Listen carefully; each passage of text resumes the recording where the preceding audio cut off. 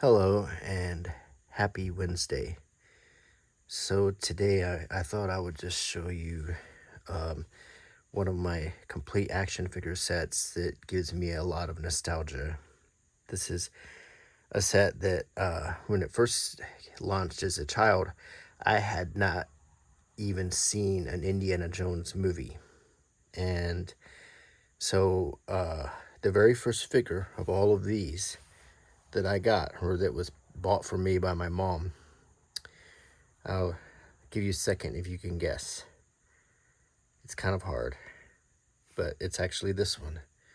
This is the very first Indiana Jones figure that I ever got. And I had not even seen the movies yet, so I didn't even understand uh, what it was going on, why Indiana Jones was dressed like this. So, and over time, I built the complete collection.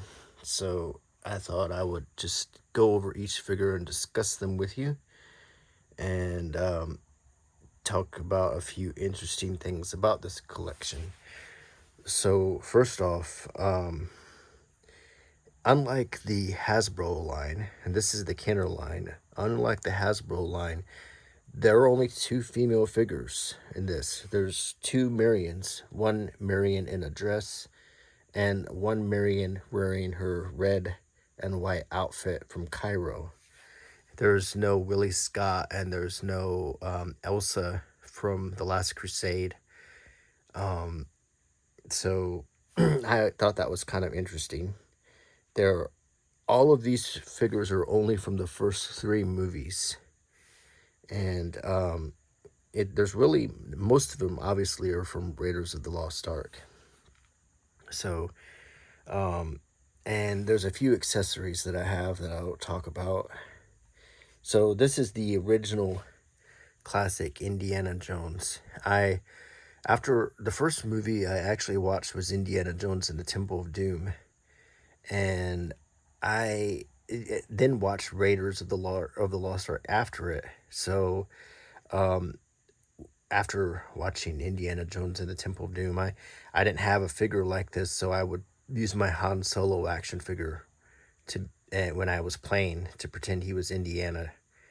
But this is the first Indiana Jones figure that I got, where he's wearing his traditional hat and jacket with the, and it came with this whip and this revolver, and he has a spring-loaded arm that you can use to whip the whip. But many people, when they used this feature of the figure, they would break this thumb off because this was hard plastic. This is still hard plastic, and I'm pretty fortunate to have one of these that doesn't have a broken thumb.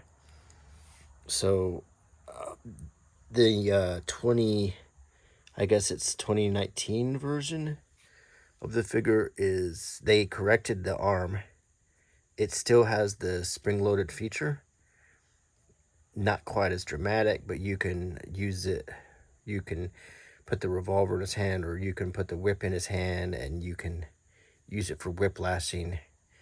He has a little hook here to put the whip on. These figures, as you can tell, are somewhat different looking in paint. The detailing is pretty similar, but the paint is completely different. And interestingly, the holster, it's like this, where it's like there's a part in the front and a part in the back. So they weren't very good at making holsters back then in these old 3 3/4 inch scale figures. So you had this old timey revolver that he came with, and it's kind of hard to get it to stay in that holster because it's a lot of hard plastic that doesn't really want to. There you go. So, and I hear Trixie wanting to come in, but I wanted to have her in here, but she's messing with everything. So the next figure I'll show you is the German mechanic. He also has a spring-loaded arm you can use for his wrench. You can kind of hammer with the wrench here. He doesn't look quite as buff or as fit as the character in the movie. If I recall, the character in the movie was more muscled, and this one is more kind of has a dad bod. Like it doesn't look like quite a fierce opponent as what we saw in the movie. So, but it's kind of a cool figure. It's the only of two figures that actually have like uniform pants. So I always thought that was kind of interesting. But it's still not a bad figure. And they're all, I really like all of these figures a lot. This is the 1982 or 83 Belloc in ceremonial robes, and this was a mail order that I got. I actually had to send off for this figure, and back in the day you had to send proofs of purchase to get this figure. So I had all the proofs of purchase and mailed off and got this in the mail, and he's very cool looking. He has the soft goods robe, and Trixie is really going at it. And underneath, he's wearing regular pants, kind of a regular outfit.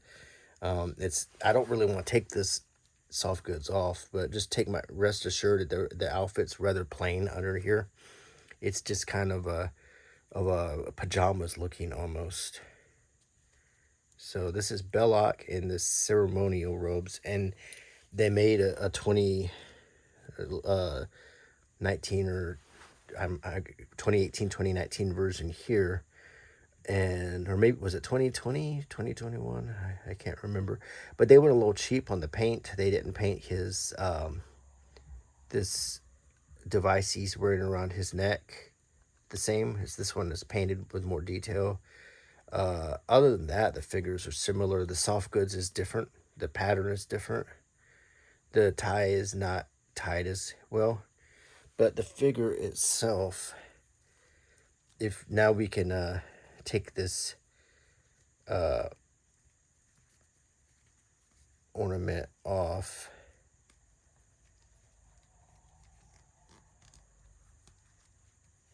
and we can get a look at what he's wearing. So this just unties very easily, and it is attached to the back so you won't lose it. So you can remove this soft goods, and now you can see exactly what he has on underneath, which is, like I said, kind of a outfit that's sort of like a robe or maybe a jacket. So not necessary to take the whole thing off now.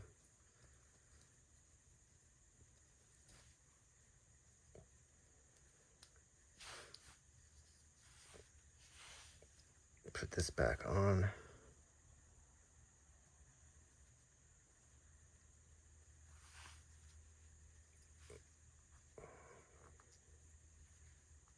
My big fat fingers could do this a lot easier when I was a kid.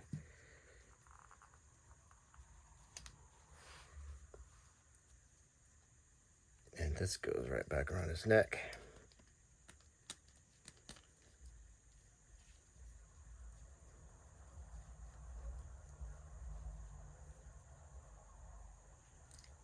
And this staff he has, which has a ram's head on it. And I don't know what the significance of that is. Now that I've untied this thing doesn't want to tie again.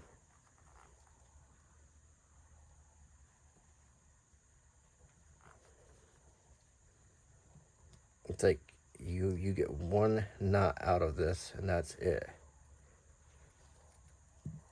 Okay, I think that's good. Probably just need to leave him alone. This is the one that really matters in my book. The next figure I'll show you is the mummy. This is the one mummy that was made for the Indiana Jones line. And he came with a Well of the Souls playset that also included an Ark of the Covenant that was kind of a chrome gold. It was very nice. I think I prefer it over the Ark that Hasbro came out with. He's quite thin and bony. You know, interesting, I learned something about mummies. There used to be 70 million mummies that they had found in Egypt, and there's less than 500 left today. They ground up the mummies and turned them into medicines. They took the wrappings off and turned it into craft paper. They were just really kind of awful when mummies were found in Egypt, so there's just so few left of them. It's really a shame. But as you can see, he has a hand here. He's quite creepy looking. He's one piece. He doesn't move. You can see his backbone here, the spine. Very creepy figure for 1980s. This is Marion Ravenwood, and she's wearing the dress that Belloc gave her. And a few things to point out. On this version of the figure, the dress is different than the 1982 one. There was a little, like a flowery part right here.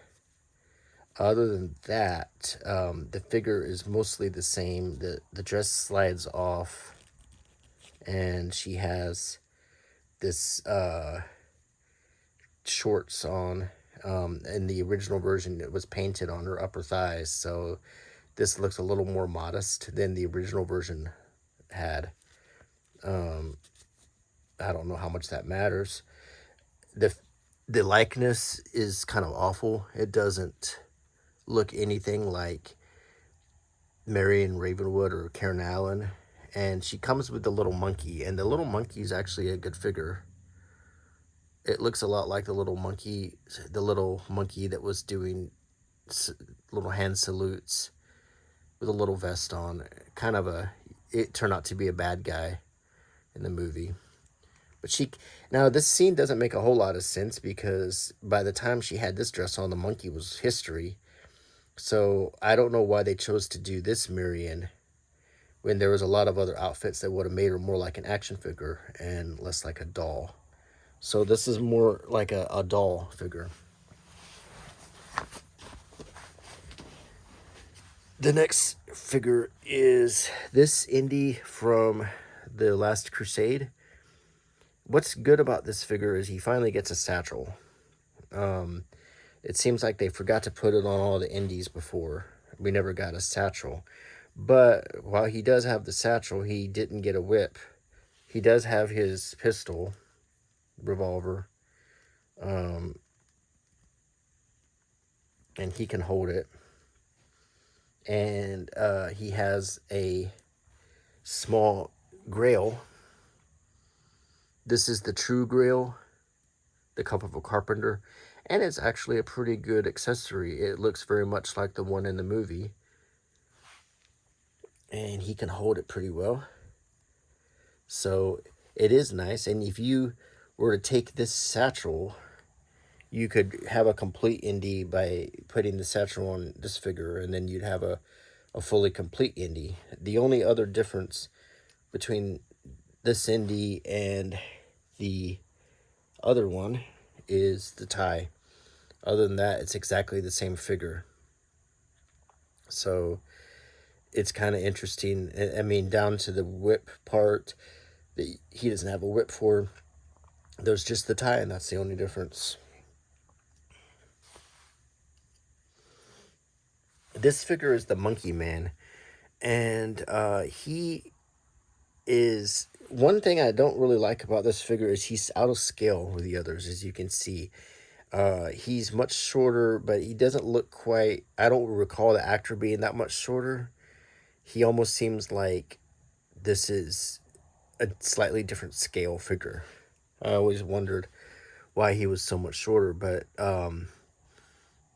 he is pretty, he's a pretty good reproduction. He has the eye patch, the turban on. He has a dagger. He has this robe, and if you undo it, you can see that he's wearing kind of a tank top under here and just some pants with a sash on. Um, so you can snap it back together here, and the robe stays on really well, and it looks really good on him. A great figure to have to recreate scenes in Cairo, and I really do like his little striped robe. That's very cool. So we did already go over this indie here. Now this one is short round, and this came out as a two set. This one, and this was called the Fortune and Glory two set.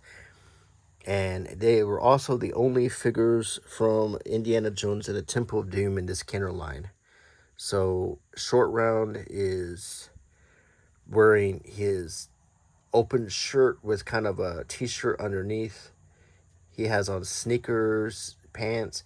He has a torch, and he has his famous baseball cap on without any baseball team on it. But the likeness is actually pretty good, and he's a good figure to have. I mean, you gotta have short round in your collection. I think he's a necessary figure, and I feel like the last Indiana Jones movie, if they had put short round in it, it would have done so much better at the box office. I think that the Dial of Destiny was a slight improvement over the Kingdom of the Crystal Skull, which I really didn't like Kingdom of the Crystal Skull. But I still don't think it was a huge improvement. And I think that Ki Hui Kwan would have made all the difference, especially after seeing him in Everything Everywhere All at Once and seeing what a great actor he's turned into. And seeing him have that reunion with Harrison Ford on the red carpet. I don't know if you saw that. Man, I tell you what, to have seen Indy in short round again, it's a missed opportunity. And I think sad thing about Disney and Lucasfilm is we've had so many missed opportunities that can never happen again. So back to this figure. This is Indy in German disguise.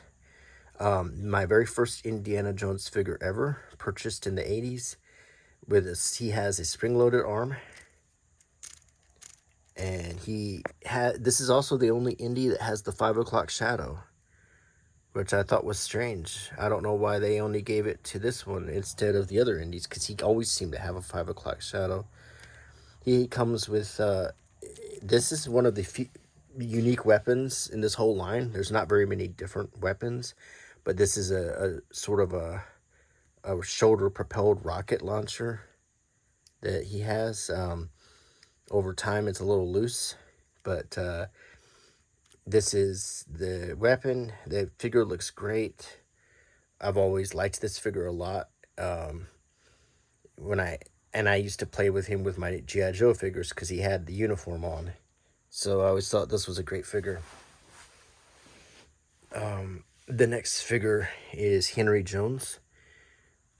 And the only accessory he comes with is the umbrella. And I always thought, why didn't they give him a Grail diary? Or why didn't they give him a briefcase? Because I felt like he's missing something. He always seemed like he was carrying a lot of stuff. But still a neat figure. I feel like this is an important figure to have, just like short round. You can have him carry his umbrella like this. It looks great like that. He has the hat. The hat's not removable. You can see his glasses on. It does resemble Sean Connery, which is pretty good. He is wearing his suit. It's actually a pretty good figure, and I think he looks great with the rest of the collection. This is the Cairo Swordsman. Um, one of the probably the most famous figures, one of the first figures I owned, one of the best action figures of the whole set. He's well armed with a dagger and his trademark scimitar. This scimitar is pretty good. It's looks very much like the one he wielded in the movie. He has a hand that's molded just to hold the scimitar, and you can recreate that scene where Indy faces him in the streets of Cairo. It's sort of a comic scene where he ends up shooting him instead of engaging in the fight. The story about that is that Harrison Ford had a bad case of dysentery, and they had this big choreographed scene, and he didn't feel like doing it, so he just thought it'd be funny to pull the gun out. And the actor Terry Roach agreed, and who also incidentally the same actor who played the German mechanic. So and it was a funny scene. So if you're wondering what he's wearing under here, and if you're guessing a thong, you'd be right. So this is one of the more surprising outfits. Yeah, he has a full-on thong under here. I don't know why that is. I had never imagined that that's what the I mean, it's not quite a thong, but it's close enough. I always thought for an 80s action figure this was a lot of skin. And but of all the surprises to find under a figure, I don't know if it was topped until we got to Padme in the wedding scene. If you look under this figure's dress, and I don't want to be a pervert or anything like that, but it's surprisingly not what you'd expect. So, a little bit on the I'm very surprised that this actually was made side. So, I'm not going to show you, but if you want to find out for yourself, it's the Padme and the Attack of the Clones wedding scene. So, a very surprising detail on this figure. Just like the thong under the Cairo swordsman, sometimes the action figure designers just threw in some creative ideas, I guess. Not exactly sure what they were thinking, but I always kind of figured that he might have more than, a speedo or a thong under his sword wielding outfit. So you never knew. Maybe that's exactly what he was wearing. It could have been just really hot on the streets of Cairo. But I always like this is exactly how the figure would come in the package. He would have his scimitar and dagger just like this, and I always keep it like that. I feel like that's how this is the nostalgic way I like to display the figure.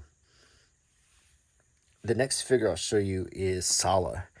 A great figure, Indy's right hand man, the best digger in Cairo. And he, it, at the time,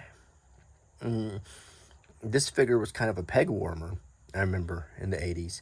If there were any peg warmers, it was this Indian, the German disguise, and Sala and Belloc were the peg warmers. The Marion and the Indies were hard to find. My parents actually had to. I don't know how they got me this Indie. I don't know. It was a Christmas. It was birthday. I got it for my birthday, and I was super thrilled to have an Indiana Jones figure, so I could stop using my Han Solo. So Sala has a torch, and he does look a bit like John Rhys Davies, and he has this soft goods robe, and it has a tie that's attached to the back. And underneath, if you want to know what Sala's packing here, he has on a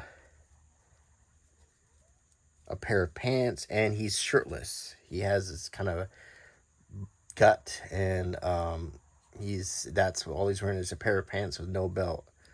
So another interesting detail. I thought at least they give him a shirt, but in the movie he had kind of a cool looking outfit with a vest and stuff. So they just kind of figured that Salah just had a very basic outfit on, I guess. So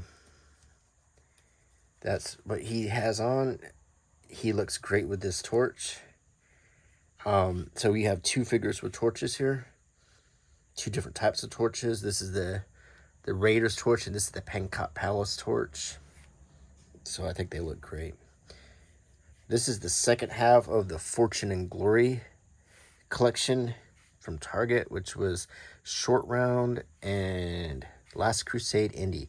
As I said, these are the only two Temple of Doom figures that were offered.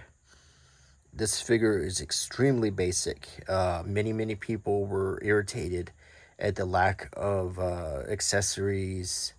There was no whip. It makes sense that there was no handgun because, as we know, Indy had lost it by this point of the movie, but he still had his whip. And the shirt, he is, as the movie showed, he's missing one sleeve. He has the other sleeve. This is one of only two Indy figures that are with the hat without the jacket. And I'll show you the next one soon. He comes with the machete and it's spring loaded. And most of the time with the spring loaded feature, you'll just fling whatever he's holding in, under a table or under your couch or something. But it's a neat figure. And honestly, if I wasn't a completionist, I probably wouldn't have bought this. Simply because there's just not very much on this figure. You just get him with this little sword. One of the more popular figures that was hard to find, this is another one my parents had the special order for me, is Arnold Tolt. And what an exciting figure this guy is. He came with this removable trench coat. And when you took that off, you had all kinds of surprises. You had, under his coat, he's packing his menacing looking machine pistol. And then he has, as another Easter egg, is on his salute, you can see where the headpiece to the Staff of Ra had scarred on his hand, leaving the impression on his palm, and that's how they made the headpiece. But they only had one side, as you know, so they only got half of the information they needed to find the Well of the Souls. The only difference between this figure and the 1983 version is that this pin is red on the 1983 version, and on this figure, it's white. Other than that, it's nearly identical. It's one of the better likenesses of the whole collection. This was definitely not a peg warmer at the time because he was, it was, let's just say in 1982, it was rare to have an action figure wearing a suit. And it was rare to have a figure that looked like this with a removable coat like this. It just, in my opinion, this was one of the cooler figures. I really liked it. I like it. And we already went over the Belloc redo. So next is another rare figure. This is Indiana Jones in the map room. And he came with a lot of accessories. He came with this Staff of Ra with a headpiece that comes off. It's actually not in scale. He came with this pick, this satchel, this surveyor scope that swivels, and he also came with a book that I misplaced it. It was like his journal, and he came with a map room. And the special thing about this map room is if you insert, there's different holes just like we saw in the movie, and you can insert the headpiece here. And if you look through this jewel at the different stickers on the map room, the arc will actually, you'll find the arc because it will only show the arc. It will hide the other red details on the stickers. and one sticker will point you to the arc. So it's a special little trick. I don't know if you can see that. And it still somewhat works, as you can see. But one of these is the Well of the Souls. You can see the red masks the red on the on this map room set. So this was such a popular set that they actually redid it, and they included they included a new Indiana Jones figure in the 12-inch scale. This was Gentle Giant that looked just like this with those accessories, except he was 12 inches.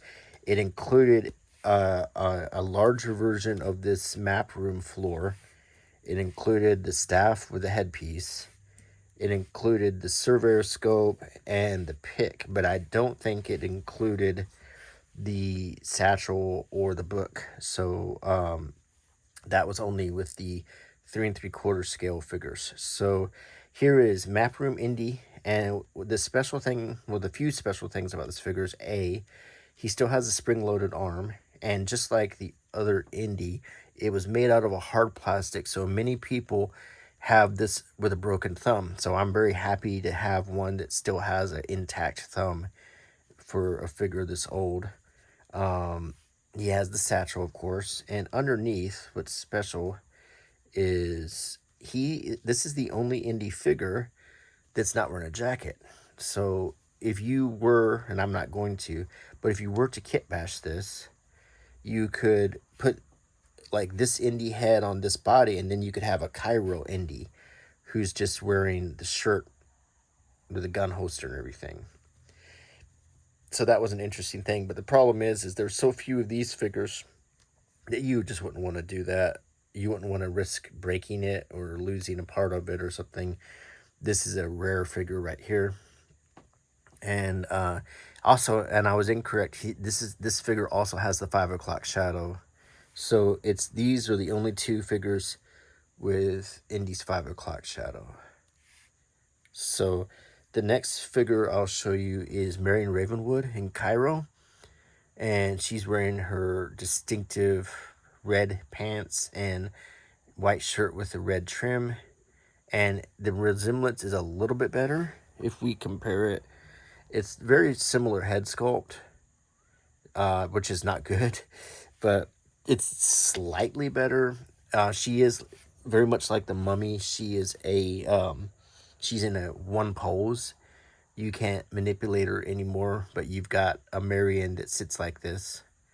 You can put her inside of one of the baskets. The next figure is Renee Belloc, and this was a peg warmer at the time, but since it's harder to find, he was a very basic figure.